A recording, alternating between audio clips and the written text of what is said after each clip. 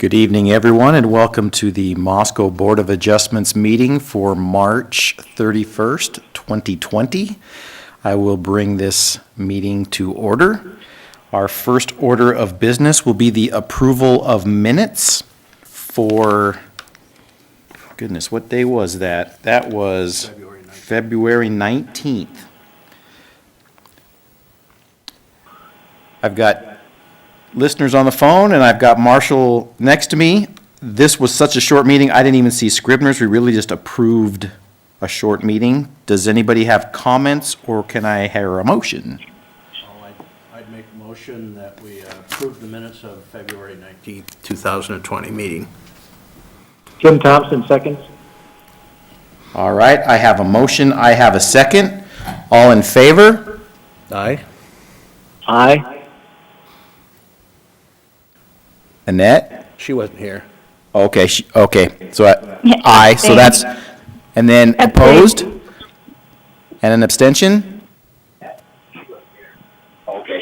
That's three ayes, 0 nays, 1 abstention, so they are approved. Okay. That's three ayes, 0 nays, 1 abstention. Yes. They are approved. Announcement to people on the phone, if they're not speaking, could they mute it so we don't... Oh, okay. For our board members who are on the phone, if you can mute when you're not talking, we won't pick up background noise. Okay. All right, on to the main purpose for this meeting. Amy, you want to tell us why we're here?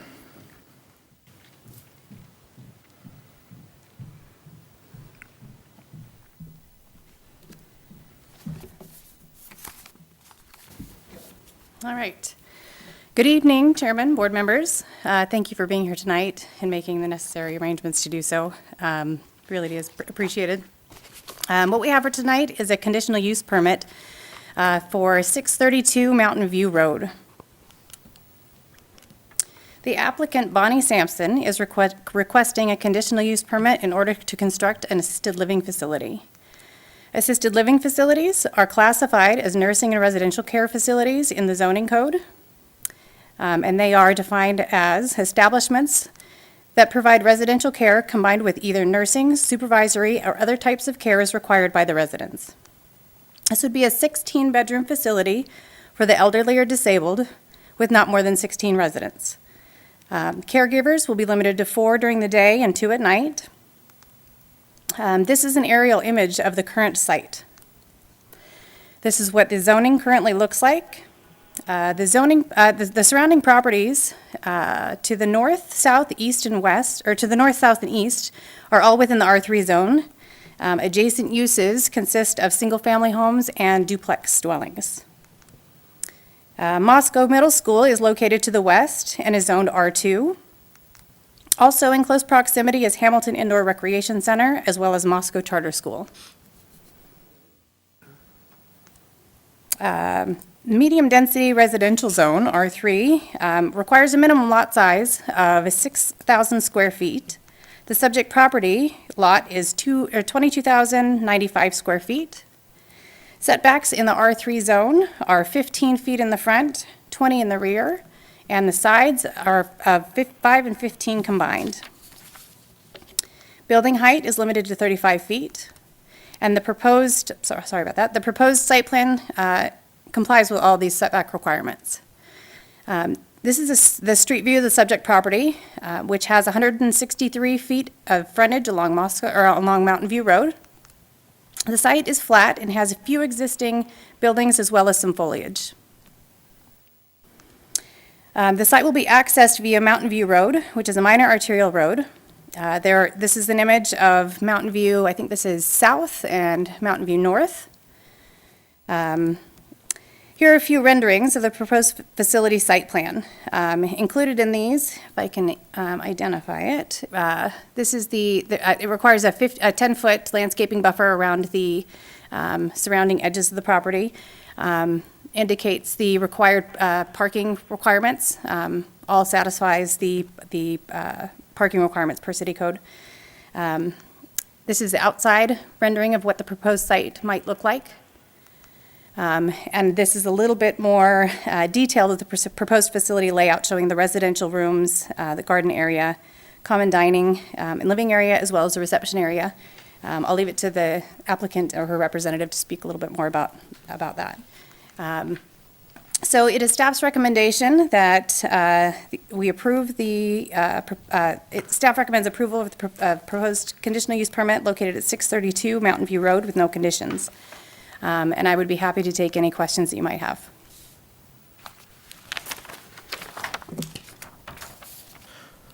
Board members that are on the phone, I can't see you, but do any of you have questions for staff?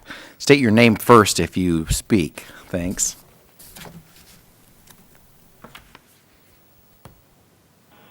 None? Marshall, do you have any? No? I actually don't either. Fantastic. Thank you. Of course. Would the applicant come up and, or applicant rep, or whoever's doing this, state your name and address for the record? And Sure. then tell us what you want.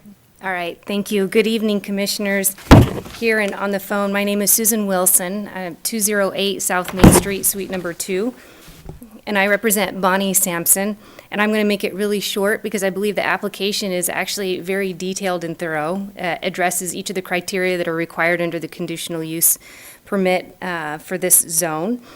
I'll point out just a couple of things, and then hopefully we'll get on to the enormous amount of public support that are reflected in the letters that have been submitted. Ms. Sampson is here tonight. She's prepared to address some more of the details and the vision in regards to the application, the building facility itself. Residential care facilities, as Amy indicated, are conditional uses in the R3 zone. And this neighborhood is a unique mix of uses, multifamily, residential, schools, the HERC, the aquatic center. What a great location to have this type of neat residential feel. The intent of the facility is to be as close to a residential feel as possible, creating the additional housing that is necessary to meet the needs of our aging elderly citizens. But this isn't just an idea. This is a vision and a dream, and there's been a ton of effort, time, and resources that are put into this home. Ms. Sampson's purchase of this property is contingent upon the approval of the application this evening. There's at least more than 24 people who have indicated support that the chair will be going through. About 15 of those are petitions that we'd like to be read into the record, and then the additional ones are just separate letters that, if we weren't in the middle of this COVID crisis, this chamber would be full of supporters, which is just really exciting. The main theme of the letters of support are the enthusiasm and the encouragement to have this project move forward. As I said, the application addresses each of the criteria required, so we are going to respectfully request that the commission approve this application. And I would like to now introduce Ms. Bonnie Sampson, who will be providing vision and being able to answer any questions that you may have this evening. Thank you.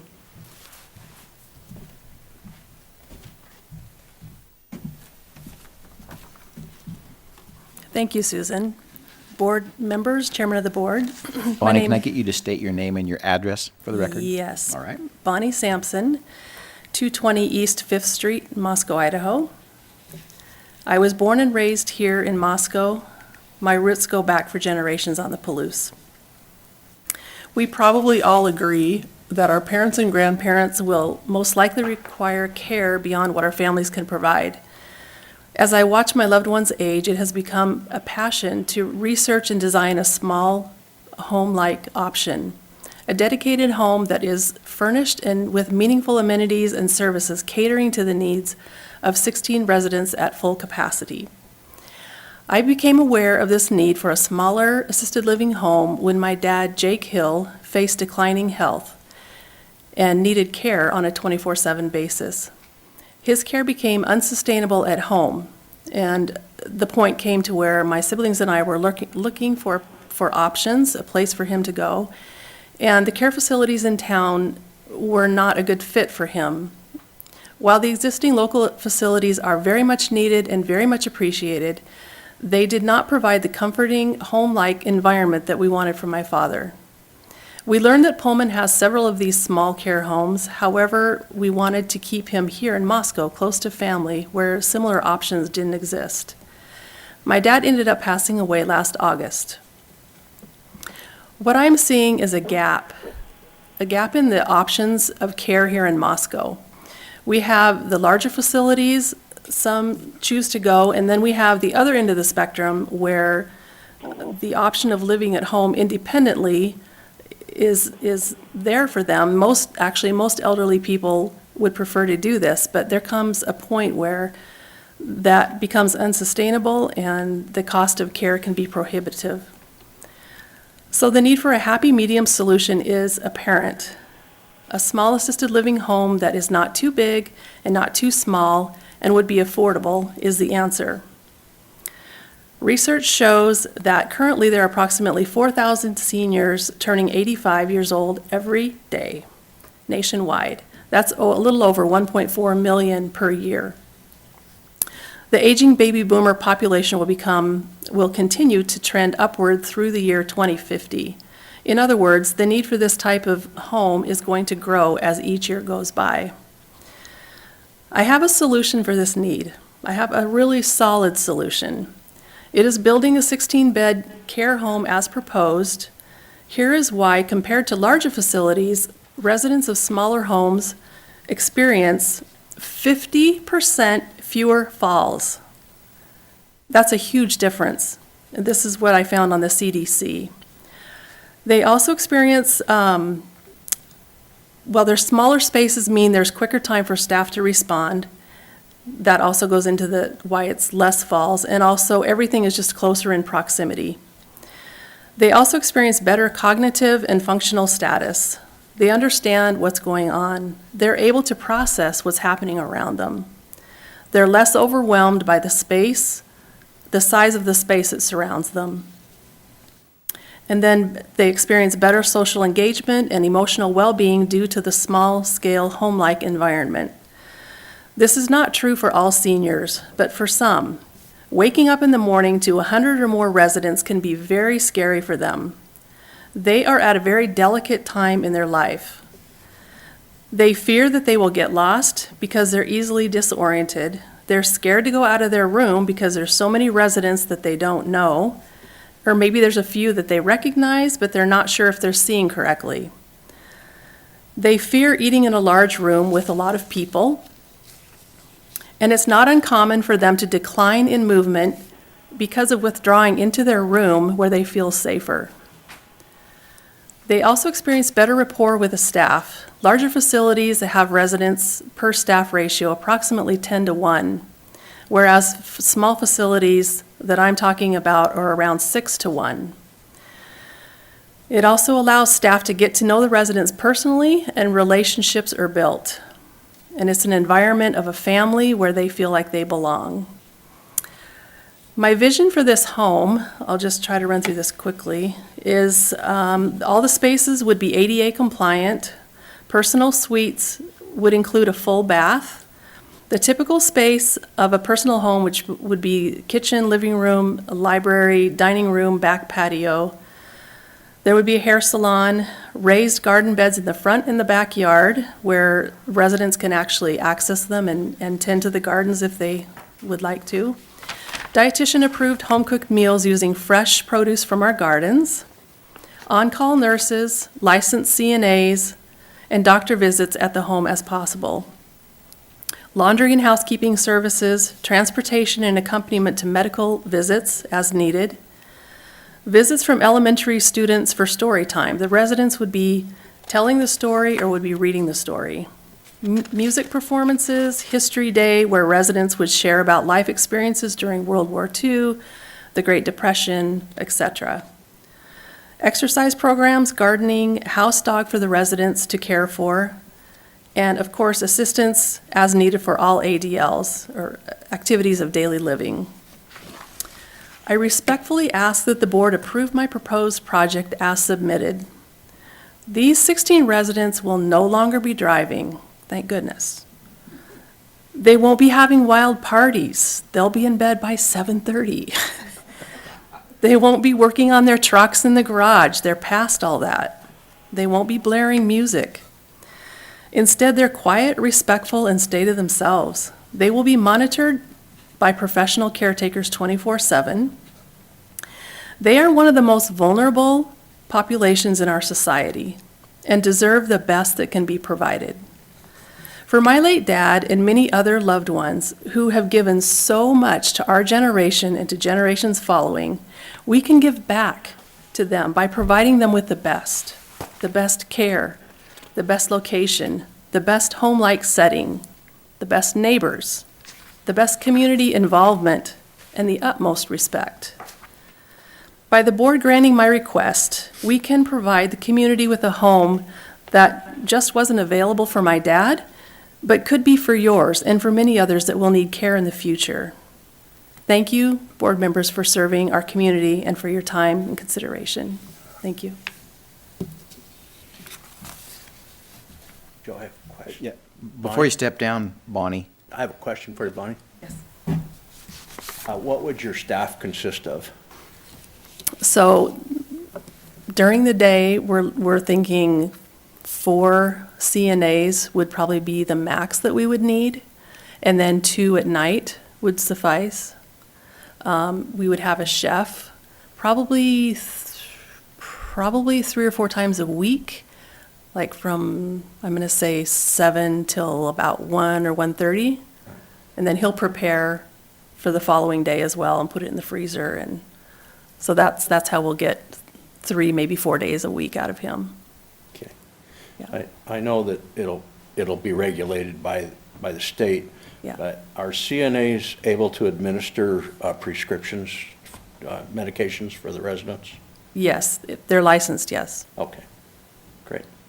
Thank you. And Joe, I have another question. It's kind of technical in nature. I don't know if Deanne can answer it or if Amy can. I was noticing on the site plan that the setback, the front setback said 15 feet from the sidewalk, but isn't R3 the setback? And I didn't know if that was the property line or if that was just the sidewalk. It's from the back edge of the sidewalk. Okay. It's 15 feet. It's 15 feet from the back, and that meets the R3 setback? Okay, great, thank you. Of course. well, you asked my one question. Sorry. Annette or Tim, do either of you have questions?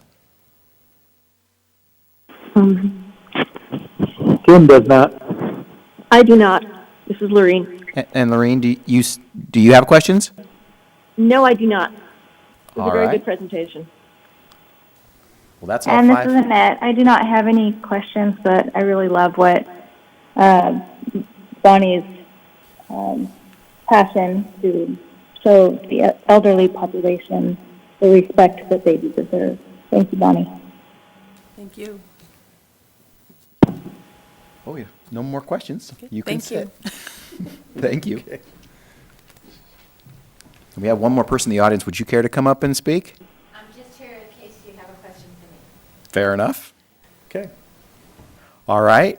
With that, well, I guess I'm not technically closing the public portion of this. I've got some forms that I'm going to read into the record. One is actually a petition. I will read it, and it is, I have been informed of the upcoming assisted living project by Bonnie Sampson. As I understand, it will be a 16-bed and bath facility that will serve the elderly in our community and be an alternative to the existing larger facilities here in Moscow. The location will be at 632 North Mountain View Road in Moscow. Bonnie is a local resident, born and raised in Moscow, with family that have been builders and farmers on the Palouse for generations. I fully support her vision for this project and believe she will construct and operate a facility that will bring us the values, aesthetics, and desirability of this neighborhood as well as the city itself. This small home-like setting where the elderly can enjoy an atmosphere of warmth, love, and genuine care in a location where there is a stimulating activity around them is what our town is missing. This project will fill a need that will only become greater as the baby boomer generations age. My signature below indicates my support, and that signature is Dr. Drew Wagner. Additionally, commented, "I am very excited about this proposed facility. What a blessing this would be to our community." In addition to this petition, the following people have also signed this and sent in their information: Nate Wolf, Jake Hill, Daryl Paul, Mindy Vance, Dr. Conrad, Sarah Sagabart, Wynn Mossman, Bruce and Becky Miller, Andy and Emily Bloom, Jim Jackshaw, Richard Walzer, and Judy Cornish. All those people have also sent other letters. We've got 19 of them. Some of them are actually the same people that have signed this petition. I could read this, all of them, but Are they all in support, Joe? They're all in support, and I don't want to shortcome anybody who actually took the time to do this, but I think it's pretty obvious that this is a heartfelt, realistically plausible thing that belongs where it's being asked. So if I have no objection from any of the board members, I would prefer to save the time, just given our conditions. Do you Susan? mind, the names that you read are the names that actually sent separate letters, and then there's a list of names for the petition. Oh, so I read the X's and not the O's? Okay. If we can at least, for the record, list the names of everybody who submitted their support, we could have that for them. Fair enough. Give them Those, credit. Thank those you. people that I listed were actually the ones who wrote these individual letters. The names that I'm going to now list are actually the ones who signed the same petition that Dr. Wagner wrote that I read into the record. Those people are Christine Meyer, John Meyer, Joseph Osterberg, Donna Bevan, Tim McCoy, Kevin Saptel, Sarah Saptel, Kirk and Sally Hill, Tony Johnson, Jolene R. Kreitz, Craig Pope, Will Glasscock, and Carol Price. And I apologize right now if I brutalized anybody's name on that list. Marshall or any of the Yep. board members, do you care to hear me read all the other letters, or do you think we're... No, I don't, Joe. I think if they're all in support, and I'm just in favor of moving forward and acknowledging that those people did send letters. Okay. Or signed a petition in support. Other And board this is members? Tim, and I concur. Okay, thank you, Tim. This is Lorraine. Thank you, Lorraine. I concur. This is Annette. Thanks, Annette. It's unanimous. With that, I'm going to close the public hearing and open it up to board members. Marshall? Joe, couple of comments. One, I think it's a very straightforward proposal and something that's definitely needed in the community. I hope that the residents don't mind football games and hearing the wonderful kids from the swimming pool, and you have blinds for the lights, because there's a lot of activity on that corner right there. And the other comment is, I'm excited to see it, because I can just, when I'm ready for it, I can just move from my house down the street. You can just move right down the block. So, and I'd listen to any other comments from the other board members, and then I'd prepared to make a motion. Okay. Board members, can I hear your thoughts? Sure, this is Lorraine. One question I had was, reading through the materials, it appeared that this would be a mixture, was this going to be for disabled people who are seniors as well as non-disabled seniors, or would it be for disabled people of any age in addition to the senior citizens? Bonnie or Susan, can I get one of the two of you to come up to the microphone and and address that question?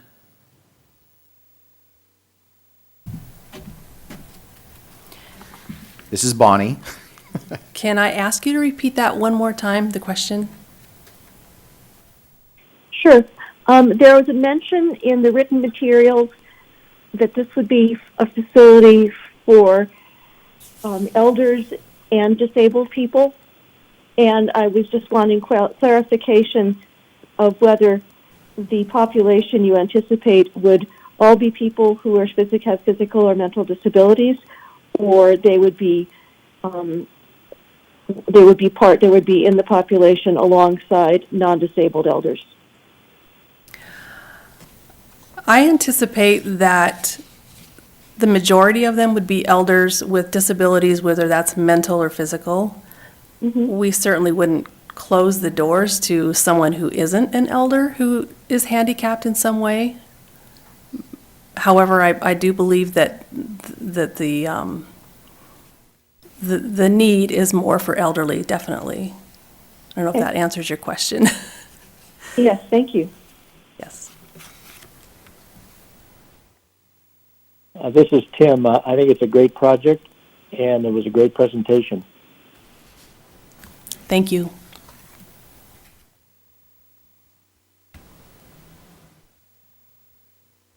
Annette, any thoughts for you?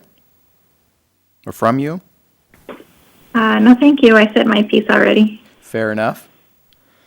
I think I said my piece. If I'd had any concerns, I would have read the other 19 letters, but I think this is pretty straightforward. I understand one of you is ready to propose